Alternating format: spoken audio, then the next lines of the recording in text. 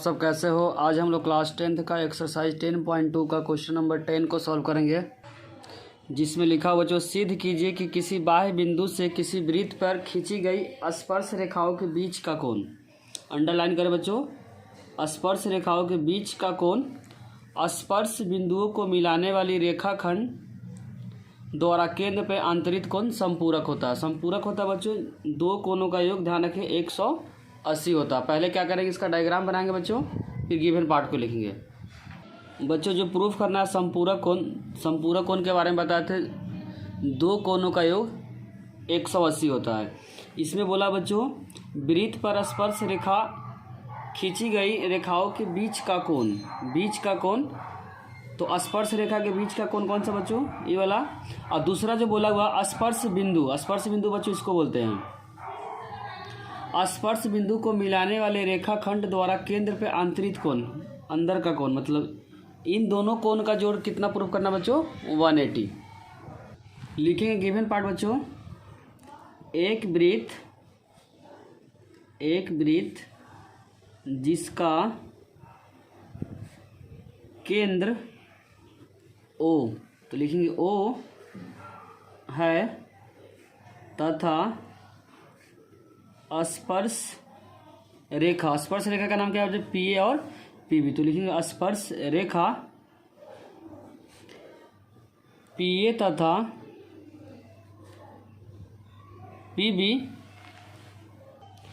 PB है, तो सिद्ध करना है। इस एंगल का नाम रख देते बच्चों 1 और इस एंगल का नाम रख देते हैं 2। तो एंगल 1 और एंगल 1 प्लस एंगल 2 का जो एडिशन प्रूफ करना बच्चों 180, क्योंकि संपूरक है। ध्यान रखें संपूरक में क्या होता है, दो कोणों का एडिशन 180 होता है। अब हम लोग स्टार्ट करेंगे बच्चों प्रमाण।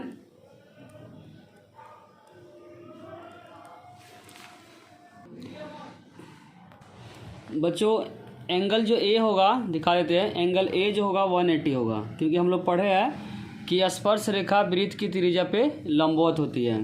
तो ए भी क्या हो जाएगा 90 हो जाएगा बच्चों, ए भी क्या हो जाएगा 90 हो जाएगा। इस एंगल का नाम 3 रख देते हैं, इस एंगल का नाम 4 रख देते हैं। तो एंगल 3 और एंगल 4 क्या हो जाएगा 90 डिग्री हो जाएगा। रीजन क्या लिखेंगे, स्पर्श रेखा वृत्त की त्रिज्या पे लंबवत होती है। तो एंगल 3 और एंगल 4 किसके बराबर हो जाएगा बच्चों, 90 डिग्री के बराबर हो जाएगा। उसके बाद जो हम लोग कंसेप्ट यूज करेंगे बच्चों, एक चतुर्भुज है, क्योंकि चतुर्भुज में 4 साइड होता है, 1 2 3 और 4। तो चतुर्भुज के चारों कोनों का योग कितना होता है 360, जिसमें दो एंगल क्या करना है दे रखा है और दूसरा एंगल का एडिशन पूछा हुआ है। उसी कंसेप्ट को बच्चों हम लोग को क्या करेंगे, यूज करेंगे। लिखेंगे यहाँ पे एंगल 3 इक्वल में 90 और एंगल 4 इक्वल में 90, दोनों का जो रीजन होगा बच्चों लिखेंगे स्पर्श रेखा वृत्त की त्रिज्या पर लंबवत होती है,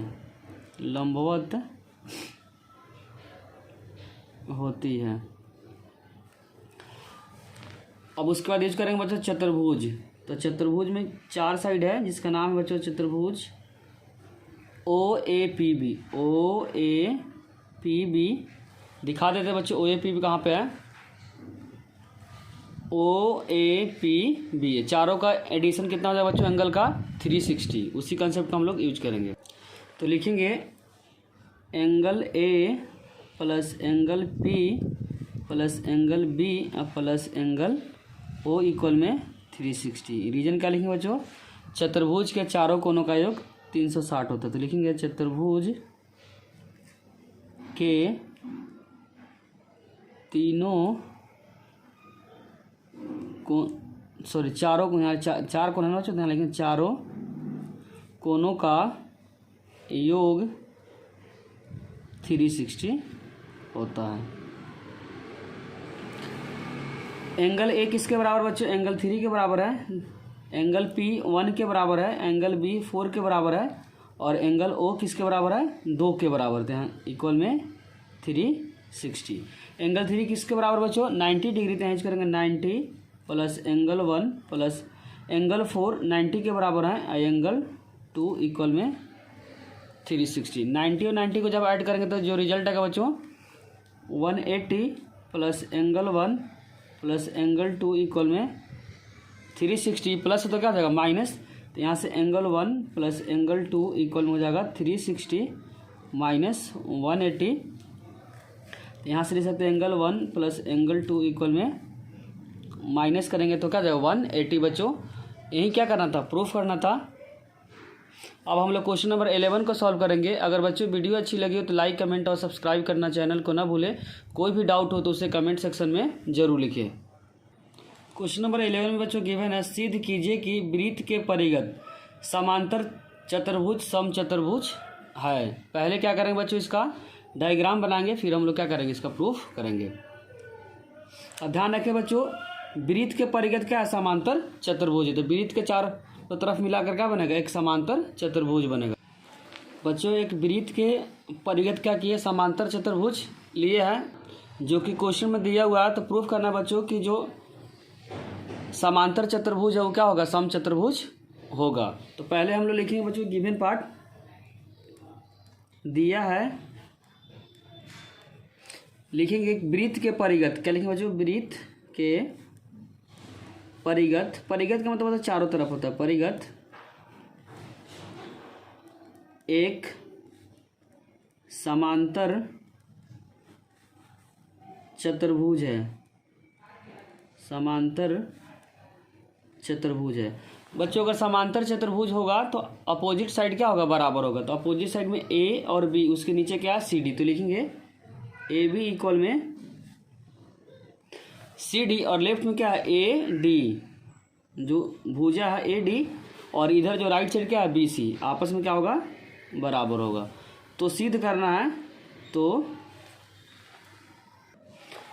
सिद्ध करना है, सिद्ध करना है समचतुर्भुज बोला। समचतुर्भुज का मतलब हो चारों साइड क्या है, बराबर होगा। तो ए बी इक्वल में बी सी इक्वल में सी डी इक्वल में डी ए, क्योंकि समचतुर्भुज का चारों साइड क्या होता है बच्चों, बराबर होता है। तो हम लोग को चारों साइड क्या है, बराबर प्रूफ करना है। तो स्टार्ट करेंगे यहाँ से प्रमाण।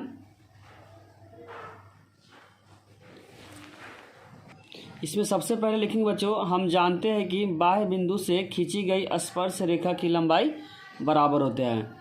क्वेश्चन नंबर 11 बच्चों सिमिलर है क्वेश्चन नंबर 8 के, थोड़ा सा उसमें लास्ट में क्या है, चेंज है। तो सबसे पहले इसको लिखेंगे और फिर बाहर वाले बिंदु को बारी बारी से क्या करेंगे, लिखेंगे। तो पहला जो बाह्य बिंदु बच्चों स्टार्ट करते हैं बी से। अगर बी बाह्य बिंदु है तो बाह्य बिंदु से खींची गई स्पर्श रेखा की लंबाई बराबर हो। यहाँ से दो स्पर्श रेखा बच्चों, एक का नाम बीपी है और एक का नाम बीक्यू है। तो उसी बात को लिखेंगे, बी बाह्य बिंदु है तो बीपी इक्वल में क्या जाएगा, बीक्यू। उसी बात को लिखे बच्चों, बी क्या है, बाह्य बिंदु है, तो यहाँ से जो स्पर्श रेखा है बीपी इक्वल में बीक्यू। बच्चों इसमें एक ध्यान रखना है, जैसे बीपी जो लिए, बीपी क्या ऊपर वाला साइड है, बीक्यू क्या है राइट का साइड है। तो जो भी हम लिखेंगे ऊपर और नीचे का एडिशन क्या होगा, बराबर होना चाहिए। रिपीट करते हैं बच्चों, क्या बोलना चाह रहे हैं, जैसे कि यहाँ पे बी बाह्य बिंदु लिए तो बीपी लिए हुए हैं, तो बीपी क्या है ऊपर का साइड है। जब इसको लेंगे तो बच्चों नीचे का साइड पहले लिखना पड़ेगा, ताकि इन दोनों को ऐड करना होगा। तो जब भी अब अगर सी को बाह्य बिंदु लिखें, पहले सी आर को लिखेंगे, फिर किसको लिखेंगे, सी क्यू को। ऊपर नीचे वाले साइड को एक तरफ लिखना है और राइट और लेफ्ट वाले साइड को एक तरफ लिखना है, ताकि हम आसानी से क्या कर सके, ऐड कर सके। ध्यान रखिए इस कंसेप्ट को बच्चों। अब हम लोग यूज करेंगे, सी क्या है बाह्य बिंदु है, तो लिखेंगे सी आर इक्वल में सी क्यू, क्योंकि ऊपर और नीचे LHS वाले पार्ट में लिख रहे हैं। तो लिखेंगे सी आर इक्वल में सी क्यू।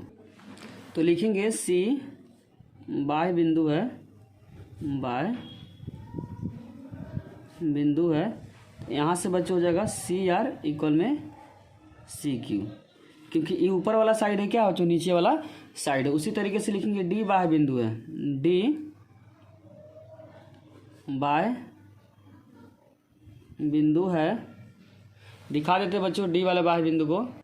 तो डी अगर बाह्य बिंदु हो तो नीचे का साइड क्या बच्चों, डी आर है, तो पहले लिखेंगे डी आर, उसके बाद लिखेंगे डी एस, क्योंकि डी आर क्या नीचे का साइड है। तो क्या आएगा, पहले D R plus D R equal में डी एस। तो लिखेंगे बच्चों डी आर इक्वल में डी एस, इसका इक्वेशन रखेंगे 3। अब उसके लिखेंगे बच्चों ए बाह्य बिंदु है, ए बाह्य बिंदु है, दिखाते बच्चों इस डायग्राम में। ए अगर बाह्य बिंदु है तो पहले ऊपर वाले को लिखेंगे बच्चों, ऊपर का साइड क्या है एपी है और लेफ्ट का साइड क्या है एएस है। इधर वाले में नीचे का साइड लेना, इधर वाले में ऊपर का साइड लेना, ताकि नीचे और ऊपर वाले साइड को क्या कर आसानी से ऐड कर पाए। तो लिखेंगे एपी इक्वल में एएस, एपी इक्वल में एएस, इसका नाम रखेंगे 4। अब चारों समीकरण क्या करेंगे बच्चों, ऐड करेंगे। तो लिखेंगे समीकरण 1 2 3 और 4 को जोड़ने पर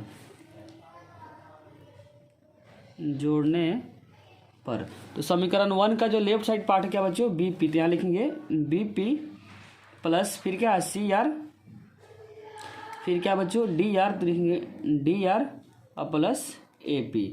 इसके राइट साइड में क्या बच्चों, पहला बी क्यू है तो लिखेंगे बी क्यू प्लस उसके बाद क्या सी क्यू, फिर उसके बाद डी एस है और फिर क्या बच्चों ए एस है। और बीपी और एपी को एक साथ लिखेंगे बच्चों, यहाँ लिख सकते हैं BP plus AP plus C R plus D R equal हो जाएगा B Q plus C Q और D S plus A S. BP plus AP मिलकर बनेगा बच्चों ए बी। दिखा देते हैं बीपी और एपी का एडिशन। जब बीपी अब प्लस एपी को जब ऐड करेंगे तो जो क्या आएगा, बड़ा वाला side A B, BP plus A B का जो एडिशन होगा क्या आएगा ए बी, तो उसको लिखेंगे ए बी। तो यहाँ पे लिखेंगे बच्चों ए बी। उसी तरीके से सी आर और डी आर को जब जोड़ेंगे तो बच्चों सी डी आएगा, क्या आएगा सी डी। दिखा देते हैं बच्चों, यहाँ पे क्या सी आर और प्लस डी आर दोनों का जोड़ क्या आ जाए बच्चों सी डी, तो उसी बात को लिखे हैं। B Q plus C Q का जो एडिशन होगा बच्चों बी सी आएगा, डायग्राम से निकाले हैं, और D S plus A S का जो एडिशन आएगा ए डी आएगा। चलो इस वाले पार्ट को दिखा देते हैं बच्चों डायग्राम से, D S plus A S का जोड़। यहाँ पे बच्चों ए एस है और यहाँ पे क्या है डी एस है, जब जोड़ेंगे तो क्या आएगा ए डी आएगा। बच्चों यहाँ पे लिख सकते हैं ए बी इक्वल में सी डी और यहाँ पे लिख सकते हैं बी सी इक्वल में ए डी, क्योंकि बच्चों ए बी सी डी क्या है, समांतर चतुर्भुज है जो हम लोग गिवन पार्ट में लिखे थे। अभी इसको दिखाते हैं बच्चों, फिर हम लोग क्या करेंगे स्टार्ट करेंगे। बच्चों जब गिवन पार्ट लिखे थे उसमें लिखे थे ए बी सी डी एक समांतर चतुर्भुज है, तो ए बी किसके बराबर है, सी डी के बराबर है, ए डी किसके बराबर है, बी सी के बराबर है। उसी कंसेप्ट को हम लोग यूज किए हैं। तो इन दोनों में से किसी एक को क्या करेंगे बच्चों, रिप्लेस करेंगे। तो ए बी को रिप्लेस कर देते हैं, इसको समीकरण फर्स्ट मानते हैं। ए बी को रिप्लेस करते हैं सी डी के बराबर, तो यहाँ जाएगा सी डी, ए बी के जगह क्या लिख दिए बच्चों C D plus C D. उसी तरीके से बी सी को रहने दिए और ए डी को चेंज कर दिए बी सी के बराबर। तो यहाँ सी डी कितना बार हो गया बच्चों 2 सी डी इक्वल में होगा 2 बी सी। 2 क्या हो गया कैंसिल हो गया, और सी डी अगर बी सी आपस में बराबर हो गया, ऑलरेडी बच्चों अपोजिट साइड बराबर था, यहाँ पे लगातार साइड बराबर हो गया, तो हम बोल सकते हैं कि चारों साइड क्या हो गया बराबर हो गया। तो लिखेंगे इसीलिए बोल सकते हैं बच्चों कि दो साइड तो ऑलरेडी बराबर है, अब कंजुगेटिव साइड क्या हो गया बराबर हो गया। तो लिख सकते हैं ए बी इक्वल में बी सी इक्वल में सी डी इक्वल में डी ए। इसीलिए बोल सकते हैं बच्चों ए बी सी डी एक क्या है सम चतुर्भुज है, सम चतुर्भुज है। अगर बच्चों वीडियो अच्छी लगी हो तो लाइक कमेंट और सब्सक्राइब करना चैनल को ना भूलें। कोई भी डाउट हो तो कमेंट सेक्शन में ज़रूर लिखें। Thank you.